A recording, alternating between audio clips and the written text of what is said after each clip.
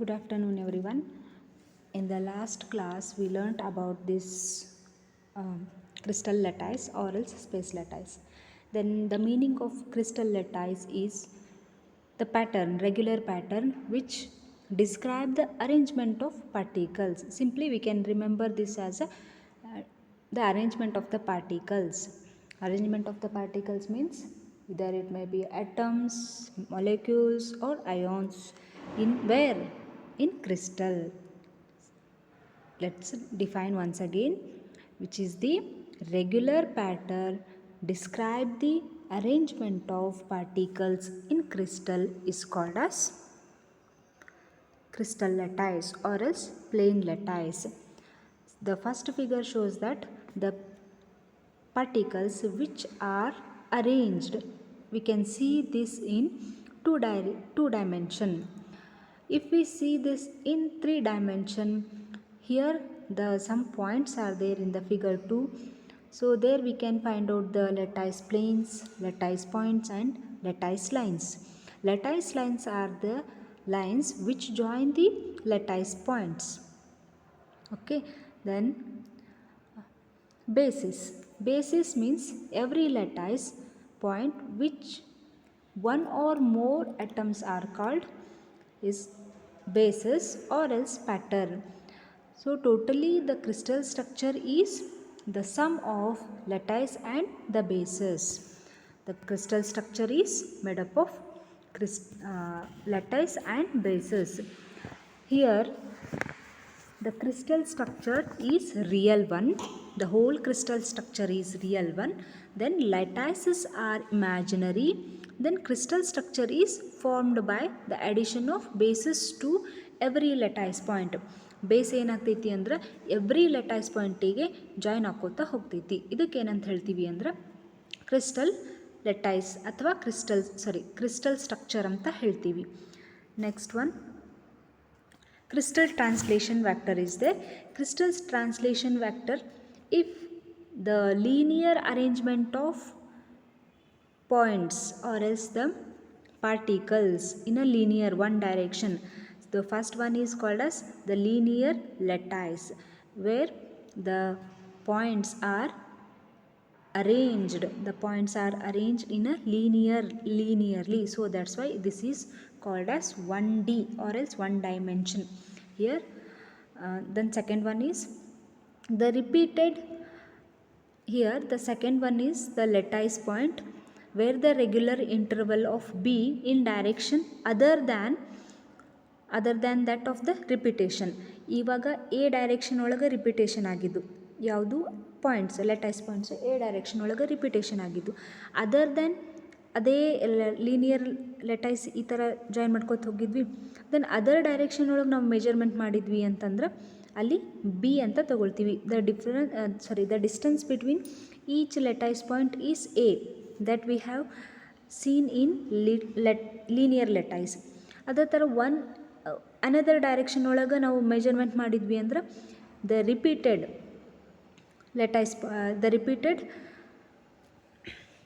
Regular pattern, another interval.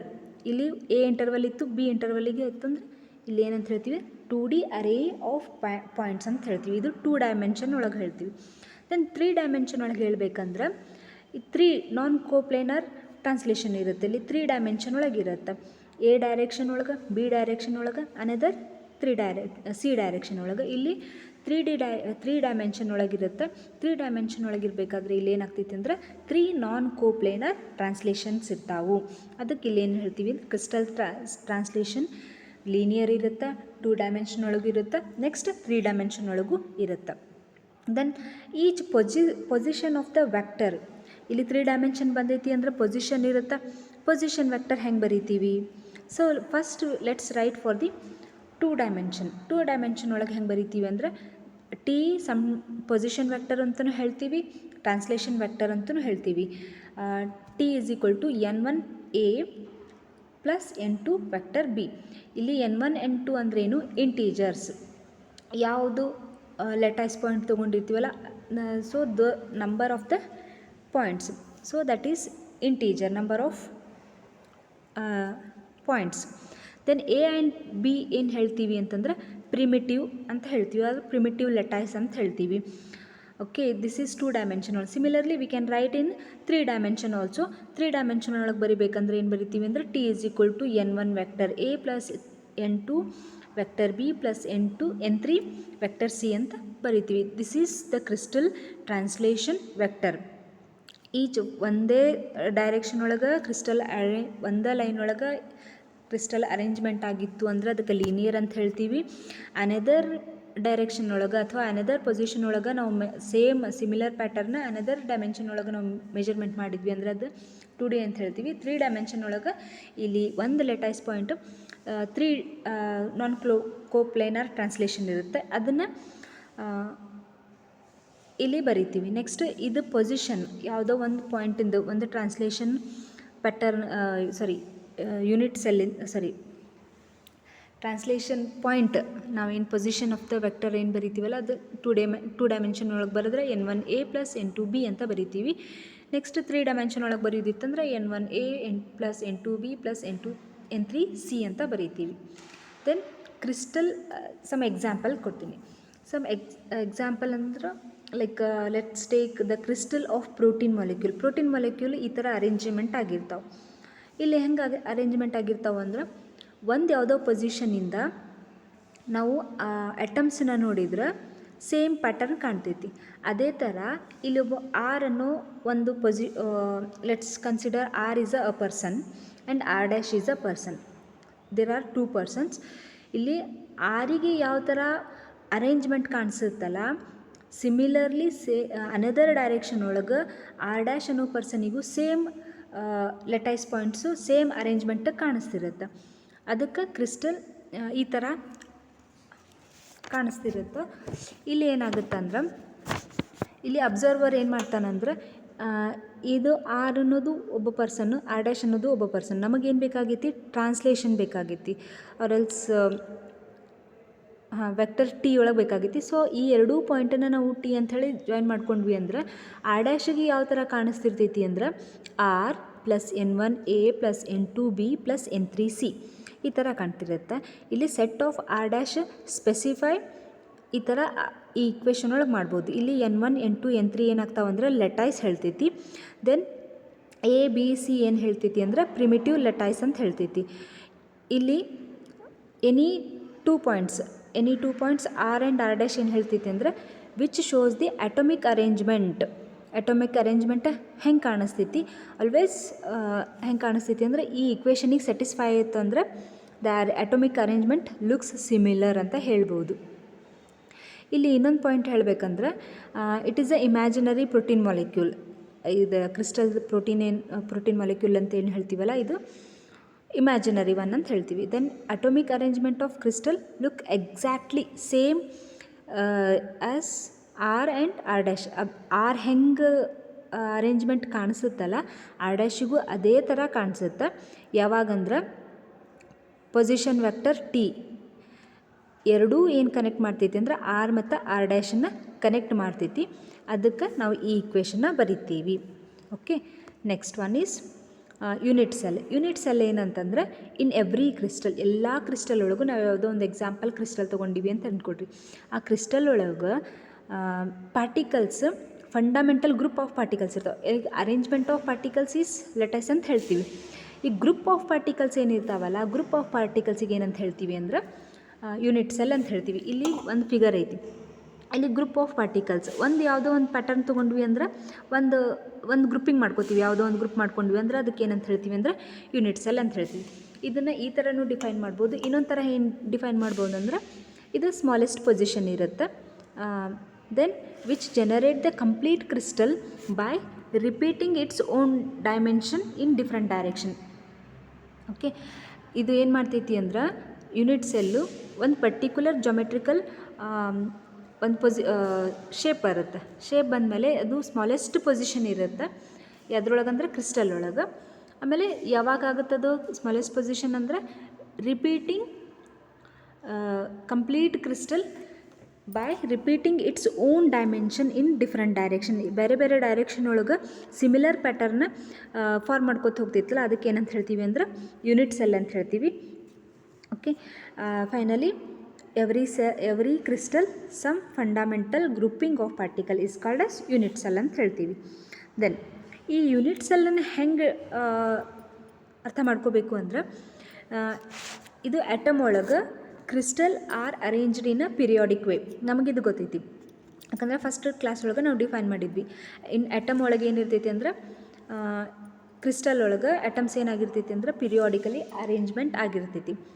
ಇಲ್ಲಿ ಏನಾಗ್ತೈತಿ ಅಂದ್ರೆ unit cell variety of crystal ಒಳಗೆ ಬೇರೆ ಬೇರೆ ಥರ ಇರುತ್ತೆ. ಯೂನಿಟ್ ಸೆಲ್ ಏನಾಗುತ್ತಂದ್ರೆ ಇಲ್ಲಿ ಗ್ರೂಪ್ ಆಫ್ ಅಯಾನ್ಸರ ಇರ್ತೈತಿ, ಗ್ರೂಪ್ ಆಫ್ ಅಟಮ್ಸರ ಇರ್ತೈತಿ, ಅಥವಾ ಗ್ರೂಪ್ ಆಫ್ ಮಾಲಿಕ್ಯೂಲ್ಸರ ಇರ್ತೈತಿ. Okay, unit cell may be it is a group of atoms, molecules or else ಅಯಾನ್ಸರ ಇರ್ತೈತಿ. ನಾವು ಇದು ರಿಪೀಟ್ ಆಗಿರೋದ್ರಿಂದ ಟ್ರಾನ್ಸ್ಲೇಷನ್ ಯೂನಿಟ್ ಸೆಲ್ ಅಂತ ಹೇಳ್ತೀವಿ. ಇನ್ 3 ಡೈಮೆನ್ಷನ್ ಒಳಗೆ ಇದನ್ನು ಸ್ಟಡಿ ಮಾಡಬೇಕಾಗುತ್ತೆ. ಈ 3 ಡೈಮೆನ್ಷನ್ ಒಳಗೆ ನಾವು ಮೆಜರ್ಮೆಂಟ್ ಮಾಡಬೇಕಂದ್ರೆ ಒಂದು ಸ್ಮಾಲ್ ಯೂನಿಟ್ ಸೆಲ್ ಡ್ರಾ ಮಾಡಬೇಕಾಗತ್ತೆ. ಈ ಸ್ಮಾಲ್ ಯೂನಿಟ್ ಸೆಲ್ ಡ್ರಾ ಮಾಡಿದ್ಮೇಲೆ ಇಲ್ಲಿ ಏನಾಗ್ತೈತಿ ಅಂದ್ರೆ ಸ್ಮಾಲ್ ಪೊಸಿಷನ್ ತೊಗೊಳ್ತೀವಿ. ಇಲ್ಲಿ ಸ್ಮಾಲ್ ಪೊಸಿಷನ್ ಇನ್ ಸ್ಪೇಸ್ ಲ್ಯಾಟೈಸ್ ಅಂತ ತೊಗೊಳ್ತೀವಿ. ಇದು ಏನು ಮಾಡ್ತೈತಿ ಅಂದ್ರೆ ವಿಚ್ ಜನರೇಟ್ ದಿ ಕಂಪ್ಲೀಟ್, ಇದು ಒಂದು ಸ್ಮಾಲ್ ಪೋರ್ಷನ್. ಈ ಸ್ಮಾಲ್ ಪೋರ್ಷನ್ ಏನಾಗ್ತೈತಿ, ಇದನ್ನು ನಾವು ಸ್ಟಡಿ ಮಾಡಿದ್ರೆ ಕಂಪ್ಲೀಟ್ ಕ್ರಿಸ್ಟಲದ್ದು ಸ್ಟಡಿ ಮಾಡ್ದಂಗೆ ಆಗುತ್ತೆ. ಇದೊಂದು ಒಂದು ಸ್ಮಾಲ್ ಪಾಯಿಂಟ್ ಇದ್ದಂಗೆ ಇದು ಮಟೀರಿಯಲ್ ಒಳಗೆ. ಓಕೆ, ಎ ಅನ್ನೋದೇನು ಹೇಳ್ತೈತಿ ಅಂದ್ರೆ, okay, it is the length of it's edge.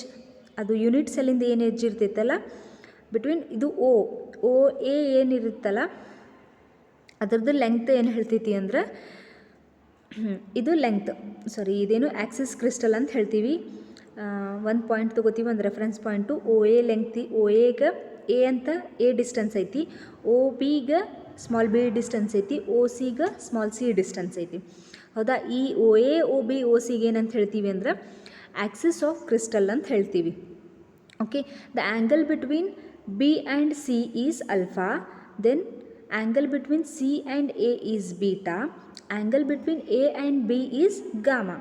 ಇದು ಯಾಕೆ ಸ್ಟಡಿ ಮಾಡ್ತೀವಿ ಅಂತಂದ್ರೆ, ಇದು ಒಂದು ಯೂನಿಟ್ ಸೆಲ್ಲಿಂದ ಆಯಿತು. ಈ ಥರ unit cell number of unit cell ಇರ್ತಾವೆ ಇದ್ರೊಳಗೆ, ಕ್ರಿಸ್ಟಲ್ ಒಳಗೆ. ಒಂದು ಯೂನಿಟ್ ಪ್ಯಾಟರ್ನ ನಾವು ಸ್ಟಡಿ ಮಾಡಿದ್ವಿ ಅಂದ್ರೆ ಹೋಲ್ ಕ್ರಿಸ್ಟಲಿಂದ ನಾವು ಸ್ಟಡಿ ಮಾಡ್ದಂಗೆ ಆಗುತ್ತೆ. ಈಗ ಅಲ್ಫಾ ಬೀಟಾ ಗಾಮಕ್ಕೆ ಏನಂತ ಹೇಳ್ತೀವಿ ಅಂದರೆ ಇಂಟರ್ಫೇಶಿಯಲ್ ಆ್ಯಂಗಲ್ಸ್ ಅಂತ ಹೇಳ್ತೀವಿ. ಆಮೇಲೆ vector A, vector B, vector ಸಿಗೆ ಏನಂತ ಹೇಳ್ತೀವಿ ಅಂದರೆ ಆಕ್ಸಿಸ್ ಆಫ್ ಕ್ರಿಸ್ಟಲ್ಸ್ ಅಂತ ಹೇಳ್ತೀವಿ, ಆರಲ್ಸ್ ವೆಕ್ಟರ್ಸ್ ಆಫ್ ಕ್ರಿಸ್ಟಲ್ಸ್ ಅಂತ ಹೇಳ್ತೀವಿ. ಓ ಎ ಓ ಬಿ ಓ ಸಿಗೆ ಏನಂತ ಹೇಳ್ತೀವಿ ಅಂದರೆ capital O A, capital O A, capital O B, capital O C. ಅದಕ್ಕೆ ಏನು ಹೇಳ್ತೀವಿ ಅಂದರೆ ಡೈಮೆನ್ಷನ್ಸ್ ಅಂತ ಹೇಳ್ತೀವಿ. Okay, this is all about unit cell. ಈ ಯೂನಿಟ್ಸ್ ಸೆಲ್ ಒಳಗೆ ಪ್ರಿಮಿಟಿವ್ ಲೆಟೈಸ್ ಸೆಲ್ ಅಂತ ಬರುತ್ತೆ. ಅಲ್ಲಿ ಏನು ಡಿಫೈನ್ ಮಾಡ್ತೀವಿ ಅಂದರೆ ಬ್ರೆವಾಯ್ಸ್ ಲೆಟೈಸ್ ಡಿಫೈನ್ ಮಾಡ್ತೀವಿ. ಬ್ರೆವಾಯ್ಸ್ ಲೆಟೈಸ್ ಒಳಗೆ ಡಿಫ್ರೆಂಟ್ ಟೈಪ್ಸ್ ಅದಾವು. ಆಬ್ಲಿಕ್ ಲೆಟೈಸ್ ಐತಿ, ಸ್ಕ್ವೇರ್ ಲೆಟೈಸ್ ಐತಿ, ಹೆಕ್ಸಾಗೋನಲ್ ಲೆಟೈಸ್ ಐತಿ, ರೆಕ್ಟ್ಯಾಂಗುಲರ್ ಲೆಟೈಸ್ ಐತಿ, ಆಮೇಲೆ ಸೆಂಟರ್ ರೆಕ್ಟ್ಯಾಂಗುಲರ್ ಲೆಟೈಸೂ ಐತಿ. ಇವನ್ನೆಲ್ಲ ನೆಕ್ಸ್ಟ್ ಕ್ಲಾಸ್ ಒಳಗೆ ಸ್ಟಡಿ ಮಾಡೋಣ. So let's recall what we have studied in our class. So firstly we studied about what is lattice and what is base.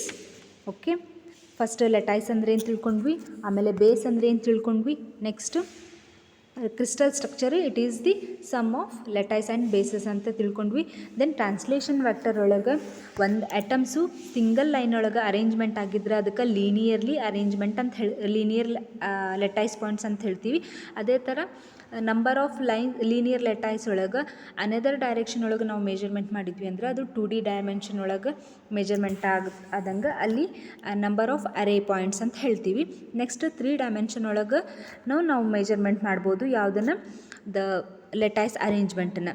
3 dimension ಒಳಗೆ ಅಲ್ಲಿ ಸ್ಪೇಸ್ ಲೆಟೈಸನ್ನು ಜನ್ರೇಟ್ ಮಾಡ್ಕೋಬೋದು. ಹೌದಾ, ಇಲ್ಲಿ ಏನು ಮಾಡ್ತೀವಿ ಅಂದ್ರೆ ಇಲ್ಲಿ ಟ್ರಾನ್ಸ್ಲೇಷನ್ ವೆಕ್ಟರ್ನ ಟ್ರಾನ್ಸ್ಲೇಷನ್ ವೆಕ್ಟರ್ ಅಂತ ಬರ್ಕೋತೀವಿ, or else position vector of each any lattice, ಯಾವುದೋ ಒಂದು ಲೆಟೈಸ್ 2 ಡೈಮೆನ್ಷನ್ ಒಳಗೆ ಬರೆದ್ರೆ T = N1A + N2B ಬರಿತೀವಿ. N1 N2 ಏನಾಗ್ತಾವೆ ಅಂದ್ರೆ ಇಲ್ಲಿ ಇಂಟೀಜರ್ಸ್ ಆಗ್ತಾವೆ, A ಆ್ಯಂಡ್ B ಏನಾಗ್ತಾವೆ ಅಂದ್ರೆ ಪ್ರಿಮಿಟಿವ್ ಲೆಟೈಸ್ ಆಗ್ತಾವೆ. ಅದೇ ಥರ ನಾವು 3 ಡೈಮೆನ್ಷನ್ ಒಳಗೂ ಬರಿಬೋದು. 3 ಡೈಮೆನ್ಷನ್ ಒಳಗೆ ಹೆಂಗೆ ಬರಿತೀವಿ ಅಂದರೆ T = N1A + N2B + N2C ಅಂತ ಬರಿತೀವಿ. ಇಲ್ಲಿ N1 N3 N2 N3 ಏನಾಗ್ತಾವೆ ಅಂದರೆ ಇಂಟೀಜರ್ಸ್ ಆಗ್ತಾವೆ. Similarly A B C ಏನಾಗ್ತಾವಂದ್ರೆ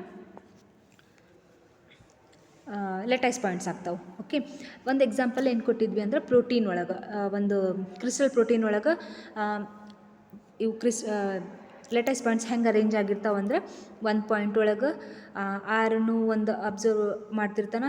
then so this is R ಯಾವ ಥರ ಲೆಟೈಸ್ ಅರೇಂಜ್ ಆಗ್ಯಾವ ಅಂತ ಫೀಲ್ ಮಾಡ್ತಾನೆ, ಆರ್ ಡ್ಯಾಶ್ನು ಅದೇ ಥರ ಫೀಲ್ ಮಾಡ್ತಾನೆ. ಇವರಿಬ್ಬರೂ ಕನೆಕ್ಟ್ ಮಾಡೋದು ಯಾವುದು ಅಂದ್ರೆ ಟ್ರಾನ್ಸ್ಲೇಷನ್ ವೆಕ್ಟರ್ ಕನೆಕ್ಟ್ ಮಾಡ್ತೈತಿ. ಈ ಟ್ರಾನ್ಸ್ಲೇಷನ್ ವೆಕ್ಟರ್ ಯಾವ ಥರ ಇರುತ್ತೆ ಅಂದ್ರೆ ಆರ್ ಡ್ಯಾಶ್ ಯಾವ ಥರ feel ಮಾಡ್ತಾನಂದ್ರೆ R+N1 A+N2 B N3 C ಅಂತ ಬರಿತೀವಿ. ಇದು ಏನಾಗ್ತೈತಿ ಅಂದ್ರೆ ಇದು ಪೊಸಿಷನ್ ಆಗುತ್ತೆ, ಹೌದಾ. ಆರ್ ಡ್ಯಾಶ್ ಇದು it is a position. Then next unit cell ಅಂದರೆ ಏನಂತ ಹೇಳ್ತೀವಿ. ಯೂನಿಟ್ ಸೆಲ್ ಅಂದ್ರೆ it is the in every crystal fundamental grouping of particles. Fundamental grouping of ಪಾರ್ಟಿಕಲ್ಸಿಗೆ ಏನಂತ ಹೇಳ್ತೀವಿ ಅಂದರೆ ಯೂನಿಟ್ ಸೆಲ್ ಅಂತ ಹೇಳ್ತೀವಿ.